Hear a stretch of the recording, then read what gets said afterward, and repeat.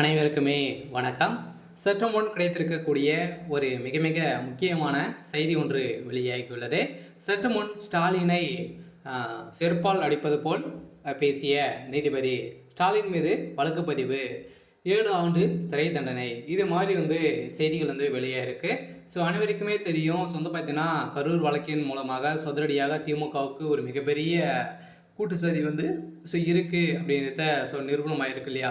இந்த நிலையில் இப்போ முதல்வர் ஸ்டாலின் அவர்களுக்கு பார்த்தீங்கன்னா அதிரடியாக நீதிமன்றத்தில் ஆஜராக வேண்டும் அப்படின்ற மாதிரி நீதிபதி செந்தில்குமார் அவர்கள் போட்ட உத்தரவின் அடிப்படையில் அதிரடியாக முதல்வர் ஸ்டாலின் அவர்களுக்கு ஒரு செருப்பால் அடிப்பது போலும் பார்த்தீங்கன்னா நீதிமன்றம் ஒரு பரபரப்பான தீர்ப்பு வழங்கியிருக்காங்க. இந்த நிலையில் தான் வருகின்ற சட்டமன்ற தேர்தலில் ஒரு மிகப்பெரிய தோல்வி அடையக்கூடிய நிலைக்கு தான் இப்போ திமுகவுடைய ஆட்சி போயிட்டு இருக்கு.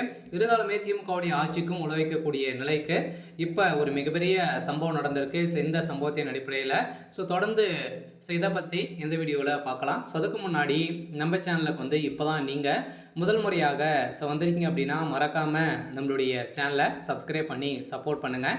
வாங்க வீடியோக்குள்ளே போகலாம்.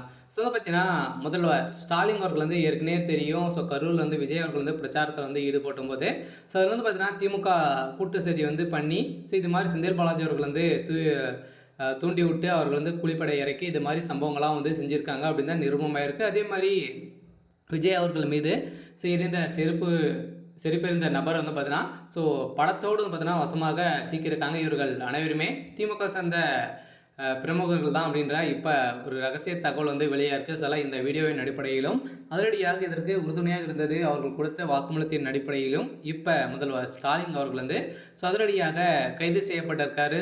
ஸ்டாலின் அவர்கள் கைது செய்யப்பட்டார் அப்படின்னா திமுகவுடைய தலைமையகம் ஒரு மிகப்பெரிய கேள்விக்குறியாகவே மாறிவிடும். இந்த நிலையில் இப்போ அதிரடியாக முதல்வர் ஸ்டாலின் அவர்களுக்கு ஒரு மிகப்பெரிய நெருக்கடிகள் கொண்டு வந்திருக்காங்க. இருந்தாலும் டெல்லி மேலிடத்திலிருந்து பார்த்தீங்கன்னா நிறைய நெருக்கடிகள் முதல்வர் ஸ்டாலின் அவர்களுக்கு கொடுத்து ஒரு நிலையில் தான் ஒரு மிகப்பெரிய சிக்கலில் முதல்வர் ஸ்டாலின் அவர்கள் இருக்கார். இருந்தாலுமே தமிழக மக்களிடையே பார்த்தீங்கன்னா நிறைய வரவேற்புகள் இருந்தாலுமே இப்போ அதிரடியாக முதல்வர் ஸ்டாலின் அவர்களுக்கும் திமுகவுடைய ஆட்சிக்கும் பார்த்தீங்கன்னா நிறைய எதிர்ப்புகள் வந்திருக்கு. இருந்தாலும் 200 தொகுதியில் ஒரு மிகப்பெரிய படுதோல்வி அடையத்துக்கான ஒரு பெரிய கண்டனம் கருத்து கணிப்பு வெளியிட்டிருக்காங்க. இந்த கருத்துப்பின் அடிப்படையில் முதல்வர் ஸ்டாலினுடைய கதை ஒட்டுமொத்தமாக முடிய போகுது. இருந்தாலும் இந்த கரூர் வழக்கில் நீதிமன்றம் வழங்கிய தீர்ப்பின் அடிப்படையில் இதுக்கு அனைத்துக்குமே பார்த்தீங்கன்னா முதல்வர் ஸ்டாலின் அவர்கள் தான் பொறுப்பேற்க வேண்டும். அனைத்துக்குமே பார்த்தீங்கன்னா உங்கள்கிட்ட பர்மிஷன் கேட்டு தான் அனைவருமே கூட்டத்தை கூட்டுறாங்க.